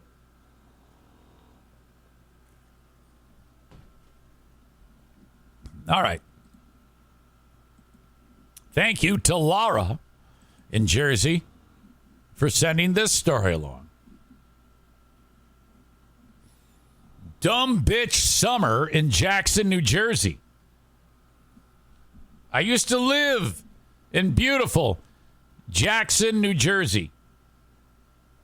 Not a lot to see there in Jackson, New Jersey. It's sand. You're not quite close enough to the beach. Next door neighbor to Howell. I think the most exciting thing about Jackson, New Jersey is that you're reasonably close to Route 9? Is that what it's called? Which is nothing. It's just a road that runs south to Atlantic City and north to the city. It's fucking terrible. However, Six Flags Great Adventure is there. Is that what it's called? Great Adventure? There's a side park called Hurricane Harbor there. And, people travel from very far away to go to this park. A woman from Elizabeth, New Jersey, made that trip. Things went poorly for Cameron Serrano. She kicked, bit, and spit on cops after she and another woman were simply told that Hurricane Harbor was closed for the day and they needed to leave. Hey, the park's closed. You got to go. Jackson police said on Monday. Now, I've interacted with the Jackson police up close and personal. I learned the hard way when I moved to New Jersey about the importance of getting your vehicle inspected. Now, I've never lived in a state where you had to get your vehicle inspected. But in New Jersey, you do. If you are to have a properly registered vehicle, you have to take your vehicle to an inspection station. At least that's the way it was when I lived there. Maybe the same way, I don't know. And you pull into this scam, and you give these assholes a ton of money, and then they look at your car, and they go, looks good, see you later. Now, truth be told, they stick a thing up the tailpipe to make sure it passes emissions. If it does not, you must go spend money to get it fixed and try again. It's a pain in the cock. If you pass, you get a sticker that you put in on the driver's side at the bottom of the windshield, stuck on the inside. If you're driving down the road in Jackson, New Jersey, and there's a cop going the other way, and he notices there's no inspection sticker, you're going to get pulled over. I had recently moved from Tennessee to Jackson, New Jersey. Next thing I know, I'm driving home from work. I'm probably about a mile from the house. And I get pulled over. Cop goes, license, registration, proof of insurance. I give him all my shit. And he goes, this is not a New Jersey registration. I go, yeah, I just moved here not long ago. He goes, how long ago? 2 months ago. He goes, that's too long. You should have an appropriate registration on your car. Oh, okay. So I'm thinking he's going to say, go get that taken care of. I don't even know about the inspection at this point. He comes back to the car. And he goes, step out of the car. And I'm like, wait, what? Step out of the car. Do you have any weapons on you? No. He searches me. He goes, your vehicle is being impounded. Why? What are you talking about? Improper registration and no proof of inspection. Like, you got to be shitting me. He goes, no, I'm not shitting you. Do you have a way to get home? He goes, no. I said, no. And he goes, okay, how far away do you live? I go, about a mile. And he goes, well, start walking. He sent me home. I had to fucking walk home. He took my fucking car. Getting that thing back was expensive. Son of a bitch. I went on the radio and talked about that, and this cock was listening. Oh, my God. That opened up a whole new can of worms. I ended up meeting the fucker at a bar because we did like some appearance in Jersey years later. Back, I had moved to Grand Rapids. We ended up coming back to New Jersey and went to the fucking bar in Jackson to do a remote fucking stupid thing or whatever it was. And this asshole was there. Shit, was that awkward. My God. Kyle says that you have to move your car for street sweepers. You should podcast from your car. That's an Opie reference. Shelly writes, what a shit show.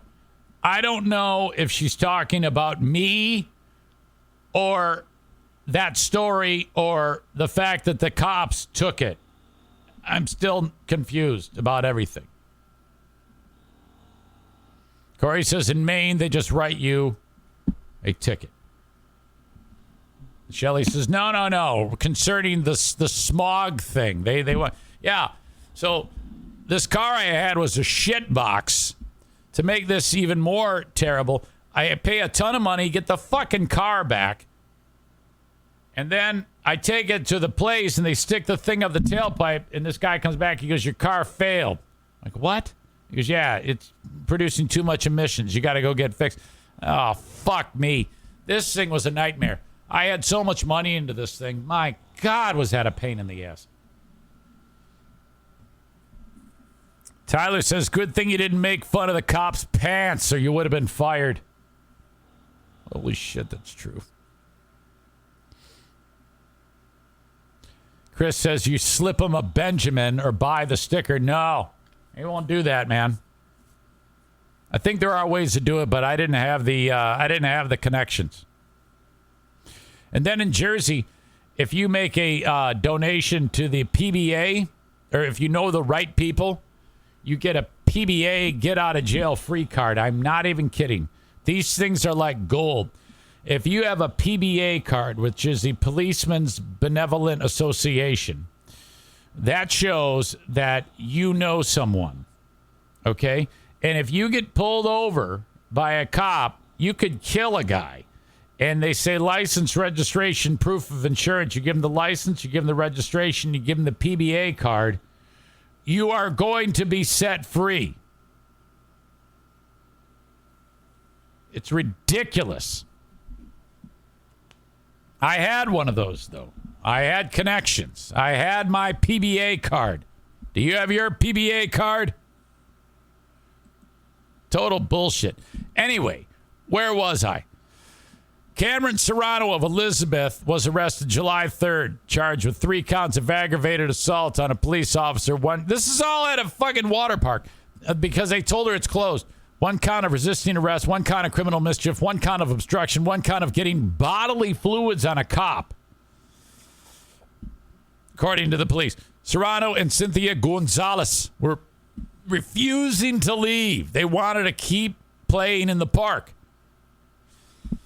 Jackson police and Ocean County sheriffs responded to assist, but as they were attempting to defuse the situation, Serrano shoved a security officer,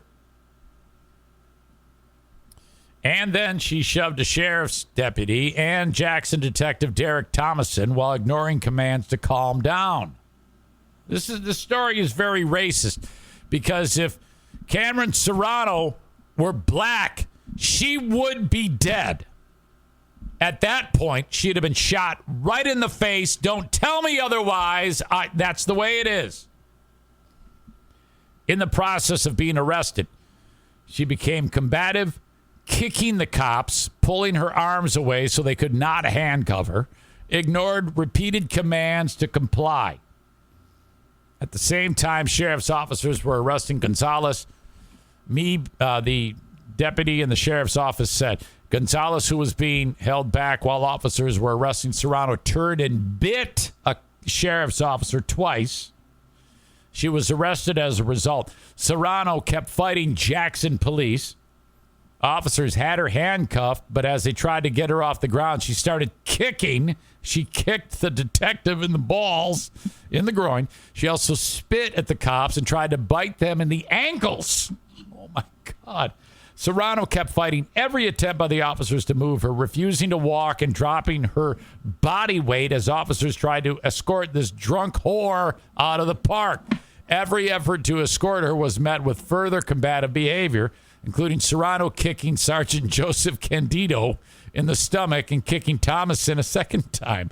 The commotion drew a crowd, so now you got the Goomba Mafia is surrounding them, saying, hey, what are you gonna do? Leave our girls alone. Hey, what the fuck is going on here? Someone throws a fucking pork roll. They were becoming more vocal. So it's at this point the cops should have just drawn out the revolvers and started shooting Dagos in the face. Bam, bam, bam. Enough. But no, there's no blacks at the park, so no one dies. The New Jersey State Police were called in. My God. All it takes is a pissed off Latina and a pissed off Italian bitch. And you have to call in the state police, the sheriff's department, and the Jackson police. They ended up carrying this bitch out. She was flailing. She spit in Candido's face, he said. Boy, talk about a time that it's absolutely appropriate for unnecessary violence. They should have called it in. Can I use unnecessary violence? Yes, make it necessary. Officer shifted so that she couldn't spit in anyone else's face. She kicked another officer in the head. My God, you see, back 20 years ago, a couple hard billy club strikes to the face, and this is all over. You don't have any, but cops cannot do that anymore. You should be allowed to do that when these crazy things happen. You should videotape it and you put it on your Facebook page. It should say Jackson Police Department beating of the day. What's her first name? Cameron Serrano of Elizabeth took this one because she tried to kick our Italian brothers in the balls. And then you split her head open like a ripe cantaloupe for the world to see. That is a deterrent. That's how you do it. But no, we can't do that. These cops get spit on. They get kicked. Talk about backing the blue. That's what you got to do to back the blue, is encourage that type of beating. Jesus, what a tough job to have. Holy shit.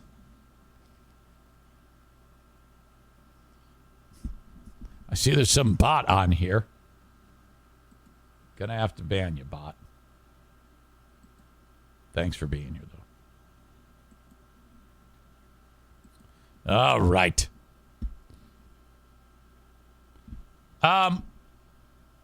I gotta end this because I've got trivia coming up with Dale. So that's what I'm gonna do. I'm gonna wrap it up.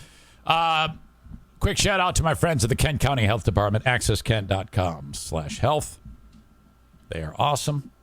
If you need any information on the WIC program, vaccinations for the kids, and or any type of HIV testing, it's all there. accesskent.com/health. They even help people that are not in Kent County. All the information you need, they can point you in the right direction. It's a full service organization. Love them so much. Also, hello to Gift of Life Michigan. On your license, if you look on the front, if there's a little heart on the front of it, that means you have already done what you should be doing, and that is donating your organs in the event of an unlikely passing by you. If that is not the case, you might not be ready. You might not be able to donate your organs, and there are thousands of people literally in the state of Michigan and around the globe, and in the United States, I should say, who need those organs. So what you need to do is go to giftoflifemichigan.org, GOLM.org, or registerme.org if you're out of the state of Michigan, and fill out that donor card. Please, please, please. Thank you to Gift of Life Michigan for being part of this show. Blue Frost IT, the managed IT service provider for the podcast, 616-200-8550. My God, if you have a small or medium-sized business, how great are they? Making sure that you have all the technological support that you need, because if you're running a business of that size, just a handful of employees, and you don't have any tech support, my God, you're starting from scratch if there is a meltdown. I reach out. I have them in my stable of assistants. I pay them every month just a handful of dollars. They are my tech support, and you can take advantage of that too. BlueFrostIT.com. And for you do-it-yourselfers, you folks that change your own oil, you need to be putting AMSOIL into your RV, motorhome, four-wheeler, motorcycle, jet ski, boat, car, truck, light duty, heavy duty, whatever it may be. AMSOIL invented synthetic motor oil, okay? Superior to any other oil on the market. They're very selective as to who distributes their product. The way to get it is by going to jmsynthetics.com. They want to make sure that whoever is peddling their products is a full-on hill person, okay? That's why JM Synthetics is the #1 AMSOIL distributor in the country. Go to their website, jmsynthetics.com. You should become a preferred customer. It's well worth it because then you save money on the shipping. jmsynthetics.com, 616-747-0233, or go to jmsynthetics.com. Asshole of the day is also brought to you by JM Synthetics and TC Paintball. I have one ready to go.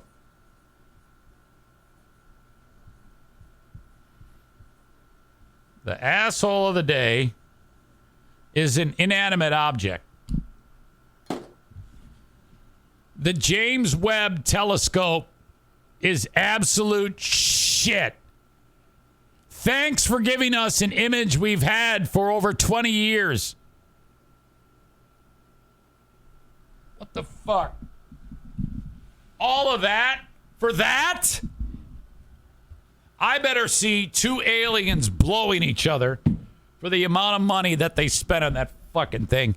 Unbelievable. Unacceptable. Holy shit. Asshole of the day is the James Webb Telescope.